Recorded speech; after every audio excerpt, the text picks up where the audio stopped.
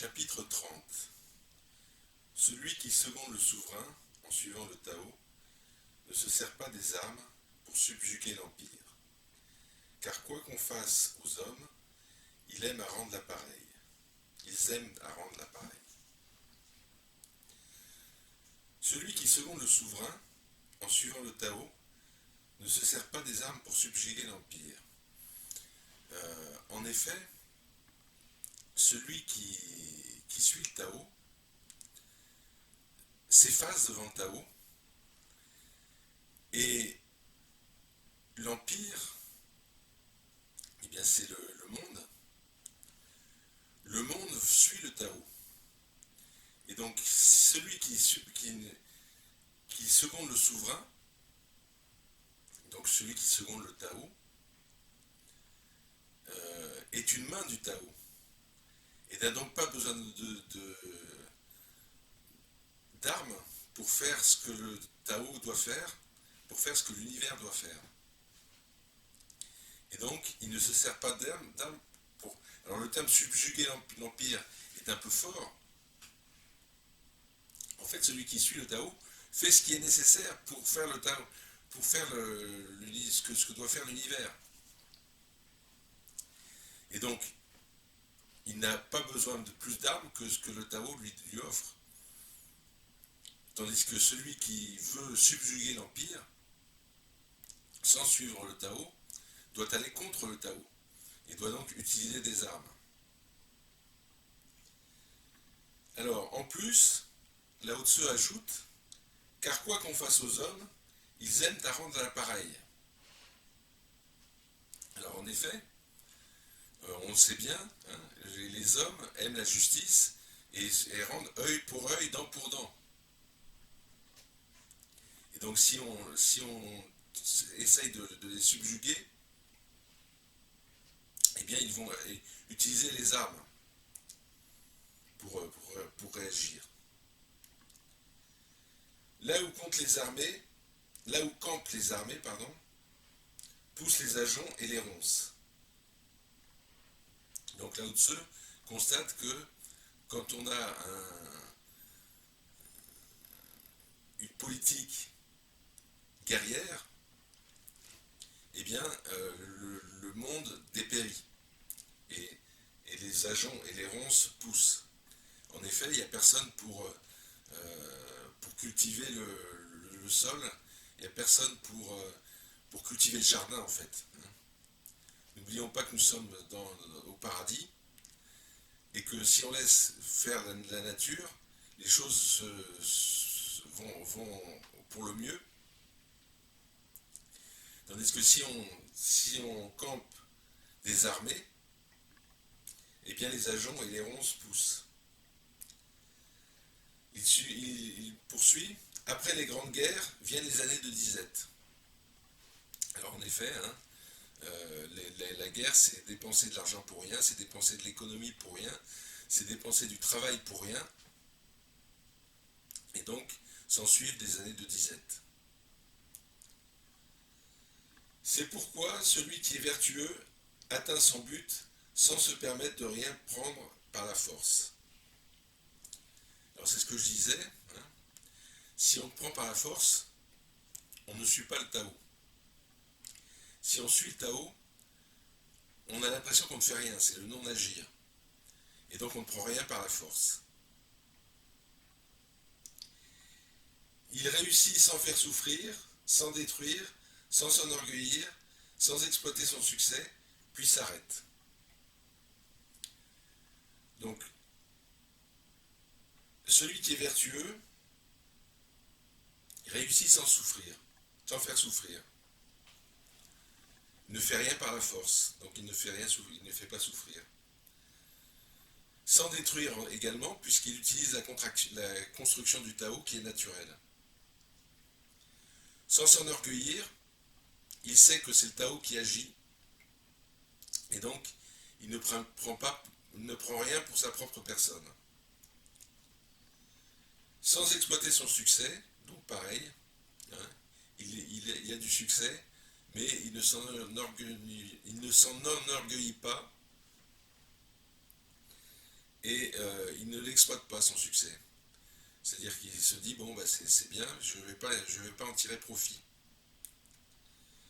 Puis il s'arrête. C'est-à-dire que une fois que la finalité est obtenue, il s'arrête. Et même encore plus fort, l'homme qui suit le Tao n'a pas besoin de finalité. Il agit sans désir. Il se contente de suivre le Tao. Et il s'arrête quand c'est fait, parce qu'il sait que c'est le Tao qui l'a fait. Et Lao Tse conclut, il a vaincu sans violence. C'est la non-violence. Hein. Lao Tse précède Gandhi. Donc, vaincre sans violence. Quand les êtres usent de la force, ils vieillissent, car cela est opposé au Tao. Alors, en effet, quand on lutte, quand on cherche la bagarre, eh bien, on vieillit en agissant par la force. On s'use. Hein, on s'use. Et ce qui est opposé au Tao périt prématurément. Donc voilà, celui qui est opposé au Tao, qui force, qui s'use, eh bien, il vieillit prématurément. Le chapitre 31 maintenant, qui est l'un des chapitres les plus longs du Tao Te Ching. Et ça commence comme de la façon suivante. Les armes les plus belles sont les engins de malheur. Tous les êtres les ont en horreur. Donc en effet, les armes les plus belles, les plus techniques, les plus technologiques, sont celles qui sont haïes par le peuple. Ce sont des engins de malheur. Alors les avions supersoniques, avec leurs missiles balistiques, etc., eh bien effectivement, on sait que ce sont des engins de malheur. Et les plus sophistiqués, la bombe atomique, c'est tellement un engin de malheur que personne n'ose l'utiliser. Et heureusement, heureusement. Celui qui a le Tao ne s'y complaît pas. Donc celui qui a le Tao ne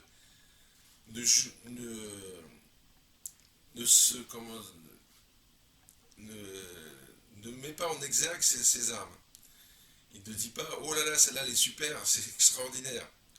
Non, non, celui qui a le Tao ne s'y complaît pas. En temps de paix, la place d'honneur est à gauche du prince, sage. En temps de guerre, elle est à sa droite. Donc voilà, on sait que le prince sage a à sa gauche la place d'honneur et à sa droite en temps de guerre. Bon, ça, ce sont les coutumes de l'armée et du prince chinoise à l'époque. Hein. Donc, en temps de paix, la place d'honneur est à la gauche du prince sage. En temps de guerre, elle est à sa droite. Les armes sont des engins de malheur. Ce ne sont pas les instruments du prince sage. Il ne peut en être dépourvu en vue d'une nécessité éventuelle. Mais il place bien au-dessus le calme et la paix. Donc le prince sage a des armes de dissuasion, mais il ne s'en sert pas. Et il place bien au-dessus le calme et la paix. Une victoire n'est pas un bien. Celui qui la considérerait comme un bien prendrait plaisir à tuer les hommes. Donc une victoire suggère une bataille, et une bataille fait tuer des hommes. Et donc la victoire n'est pas un bien. Celui qui la considérerait comme un bien prendrait plaisir à tuer les hommes. Or, celui qui prend plaisir à tuer les hommes ne peut réussir à bien diriger l'Empire. En effet, hein, c'est agir par la force, et on sait que ce n'est pas la voie du Tao. Donc, celui qui prend plaisir à tuer les hommes ne peut réussir à bien diriger l'Empire. On a vu que bien diriger l'Empire nécessitait de ne pas passer par la force, mais de suivre le Tao. Dans les événements heureux, la première place est à gauche. Dans les événements malheureux, elle est à droite. Donc c'est ce qu'on vient de voir. La place du général en second est à la gauche du prince. Celle du général en chef est toujours à la droite, c'est-à-dire à la première place, selon les rites funèbres. Car celui qui fait tuer beaucoup d'hommes doit les pleurer. Donc voilà, hein, il se met à la droite, qui est la mauvaise place, car il doit pleurer beaucoup d'hommes. Le général vainqueur se trouve ainsi placé comme s'il conduisait le deuil de ceux dont il a causé la mort. Voilà, donc le général, hein, qui est vainqueur, doit pleurer les hommes qui sont partis sur le champ de bataille. Chapitre 32. Le Tao est éternel, il n'a pas de nom. Bien que petit par sa simplicité, l'univers n'a aucun pouvoir sur lui. Donc le Tao est éternel. Le Tao, bon, nous qui sommes occidentaux, c'est Dieu dépersonnifié. Hein. Il n'a pas de nom. Nous, un peu comme Dieu, on ne sait pas trop quel nom lui donner. Et le Tao n'ayant pas de forme, il n'a pas de nom. Alors là, une remarque qui me paraît intéressante, bien que petit par sa simplicité. Alors le Tao, on pourrait dire qu'il est grand. D'ailleurs, par ailleurs, Lao Tzu le dit, il est grand. Mais par sa simplicité, il est petit. C'est-à-dire qu'il est très simple. Si vous voulez suivre le Tao, il vous faut faire aussi simple que le Tao, aussi humble que le Tao. Donc, très humble le Tao, et petit par sa simplicité. L'univers n'a aucun pouvoir sur lui. Alors, l'univers n'a aucun pouvoir sur lui, c'est-à-dire c'est l'univers des hommes, là, hein, n'a aucun pouvoir sur lui. Alors, en effet, le Tao est intraitable, impalpable. On ne peut pas le prendre, on ne peut pas le toucher, on ne peut presque pas lui parler. On n'a aucun pouvoir sur lui. Mais moi j'ajouterais que ce qui est incroyable, c'est que parfois, quand on aimerait bien qu'une situation se produise, moi-même je dis un petit miracle, et la situation, de façon incroyable, c'est-à-dire peu prédictible, se produit. Donc, par la prière, on peut peut-être avoir accès au Tao et avoir peut-être un pouvoir sur lui. Mais donc, Lao Tzu nous dit, l'univers n'a aucun pouvoir sur lui. Si les souverains pouvaient s'attacher à lui, les 10 000 êtres viendraient spontanément se confier à eux. Si les souverains pouvaient s'attacher à lui, les 10 000 êtres viendraient spontanément se confier à eux. Donc, les souverains, malheureusement, sont en général pourvus d'un fort ego et ne peuvent pas s'attacher au Tao. Mais il dit, si les souverains pouvaient s'attacher au Tao, les 10 000 êtres viendraient spontanément se confier à eux. Eh bien, les 10 000 êtres, donc le peuple, pourraient se confier au souverain et même parfois directement au Tao. Le ciel et la terre s'uniraient pour faire descendre une eau douce rosée. Donc si les souverains pouvaient s'unifier au Tao, le ciel et la terre s'uniraient pour faire descendre une douce rosée. Donc le calme et la paix s'installeraient dans le royaume. Et on pourrait bénéficier de la rosée du matin. Et sans contrainte, les peuples se pacifieraient d'eux-mêmes. Alors ça, c'est quelque chose qui est remarquable.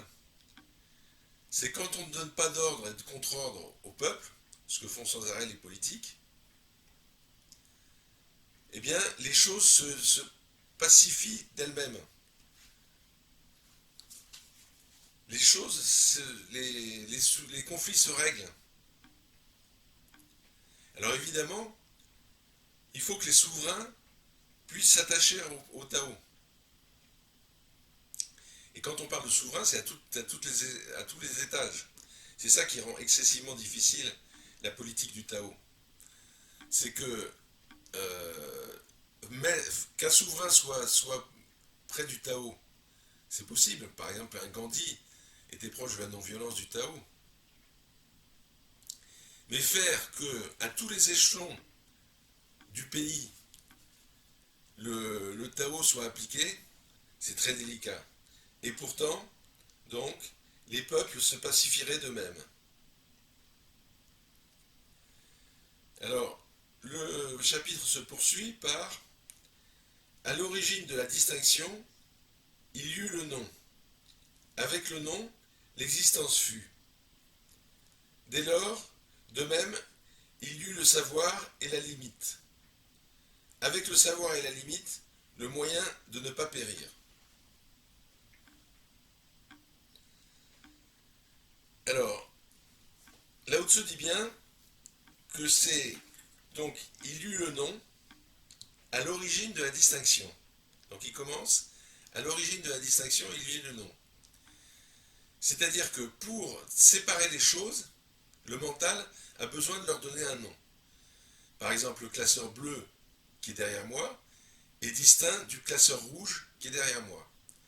Donc j'ai donné un nom, classeur bleu et classeur rouge, et je les distingue ainsi. Donc à l'origine de la distinction, il y eut le nom. Avec le nom, l'existence fut. Donc, quand on est dans le Tao,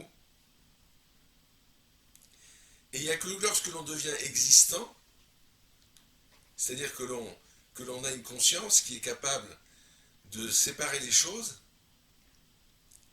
eh bien, c'est quand la conscience naît que l'existence existe, sort. Donc, l'existence fut, avec le nom.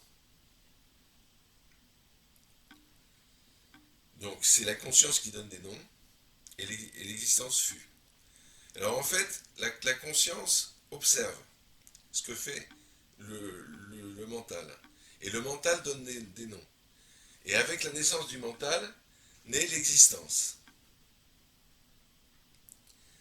Dès lors, de même, il y eut le savoir et la limite.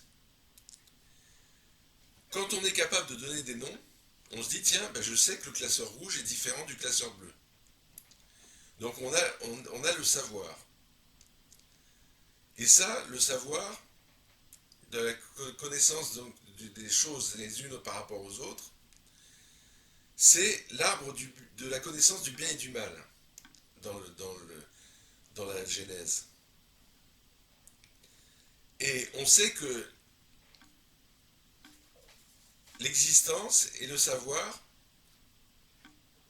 eh bien c'est le début de la déchéance. C'est le début de la déchéance d'Adam et Ève. Et donc avec le savoir, pardon, dès lors, de même, il y eut le savoir et la limite. Alors la limite, là, je vous dis, elle dit la limite entre le classeur bleu et le classeur vert. Et le classeur rouge, pardon. Donc avec le savoir, il y a une limite entre les choses. Avec le savoir et la limite, le moyen de ne pas périr. Alors le moyen de ne pas périr. Le moyen de ne pas périr, c'est l'instinct de survie.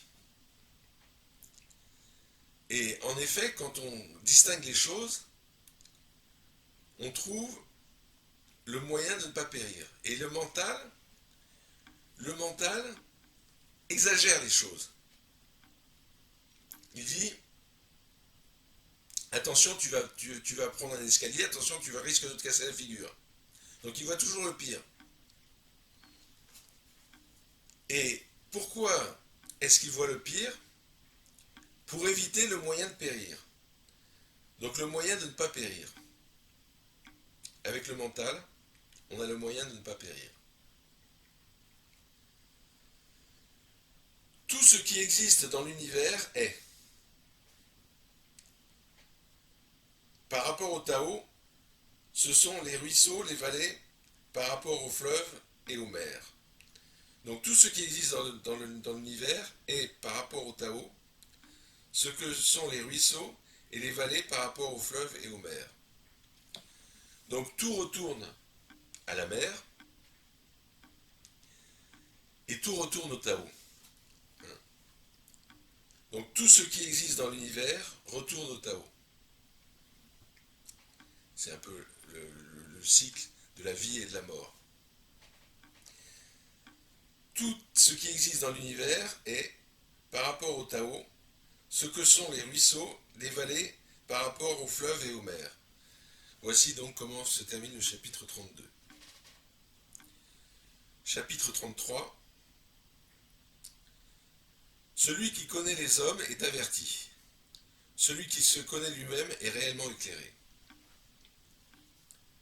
Alors ça, pour moi, c'est le fondement du Tao. C'est-à-dire que pour se connaître soi-même, il faut faire une introspection interne, se rendre compte qu'en nous, il y a un vide, un gouffre sans fond, de vide. Entre les pensées, il y a le vide. Et si on a l'habitude de méditer, on va dans ce vide sans fond. Et la connaissance de ce vide sans fond, c'est l'homme qui se connaît lui-même. Celui qui connaît les hommes est averti, donc celui qui connaît les autres est averti, mais celui qui se connaît lui-même et le vide sans fond qui est à l'intérieur de lui est réellement éclairé. Parce qu'en effet, au fond de soi-même, on trouve le Tao, et là, on est vraiment éclairé.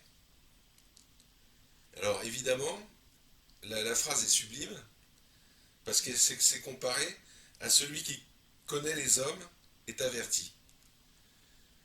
Celui qui connaît les hommes, qui va en société, qui connaît un tel qui est vertueux, qui connaît un tel qui est mensonger, etc.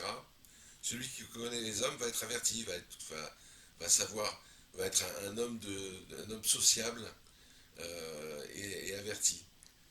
Mais seul celui qui se connaît lui-même est réellement éclairé. Celui qui vainc les hommes, de la même manière, celui qui vainc les hommes, donc celui qui bat les autres, est fort. Effectivement, celui qui est champion de boxe est fort. Mais celui qui se vainc lui-même est réellement puissant. Il faut apprendre à se battre contre les autres. Il faut apprendre à se battre soi-même pour être réellement puissant. Celui qui se vainc lui-même est réellement puissant. Alors il continue. Celui qui sait se suffire est riche. En effet, c'est quoi la richesse? La richesse, c'est profiter des biens. Alors, suivant ce principe, il y a des tas d'hommes et de femmes qui se disent je vais me procurer autant de biens que je peux. Et donc, savoir être riche en se procurant autant de biens qu'ils peuvent. Mais ces biens, ils n'en profitent pas. Il n'y a qu'à voir le nombre de bateaux qui restent au port, le nombre de bateaux de plaisance. Les gens l'achètent, et puis au bout d'un certain temps, ils le délaissent. Par contre, celui qui sait se dire, moi j'ai un petit bateau et je sors tous les week-ends faire de la pêche, eh bien celui-là, il sait se suffire, il se suffit de son petit bateau. Celui qui sait celui qui sait se suffire est riche. Celui qui suit sa voie a de la volonté. Alors, en effet, vous savez que Lao Tzu dit qu'il faut être sans désir. Et donc, la voie est sans désir. Donc, il dit, celui qui est sans désir a de la volonté. Donc, celui qui suit la voie a de la volonté. Celui qui reste à sa place dure longtemps. Alors, en effet, celui qui cherche à tout prix à être Premier ministre, mais on sait qu'en ce moment même où je vous parle, la place de Premier ministre, c'est un siège éjectable. Donc celui qui reste à sa place, celui qui reste parlementaire tranquille, et qui reste à sa place, dure longtemps à sa place. Enfin, celui qui meurt sans cesser d'être a acquis l'immortalité. Alors, celui qui meurt sans cesser d'être, c'est pas celui qui meurt sur le champ de bataille, ou celui qui meurt par un coup d'épée, ou celui qui meurt d'une crise cardiaque. Non. C'est celui qui meurt à lui-même. C'est-à-dire celui qui dit « Je fais fi de mon ego. Je n'ai plus de mental. Je me contente de vivre suivant l'intuition divine. » Eh bien, celui qui vit suivant l'intuition divine, celui qui est donc à cesser d'être par son mental, a acquis l'immortalité. Donc, le secret d'immortalité de Lao Tzu, il n'est pas compliqué. Il est simplement de mourir à soi-même, de faire mourir son ego. Et on atteint l'immortalité. Pourquoi on atteint l'immortalité? Parce qu'on atteint à ce moment-là la conscience pure. Et la conscience pure, c'est ce qui reste, c'est ce qu'on avait à la naissance. Et c'est ce qui reste à la mort. Et c'est vraisemblablement, ça je ne peux pas l'affirmer, mais c'est vraisemblablement ce qui reste après la mort. Donc si vous êtes, comme moi, sans ego, c'est ce que j'essaye d'être. Parfois, j'ai un ego qui gonfle. Mais si on essaye d'être sans ego, eh bien on devient immortel. Et voilà donc comment conclut Lao Tzu le chapitre 33.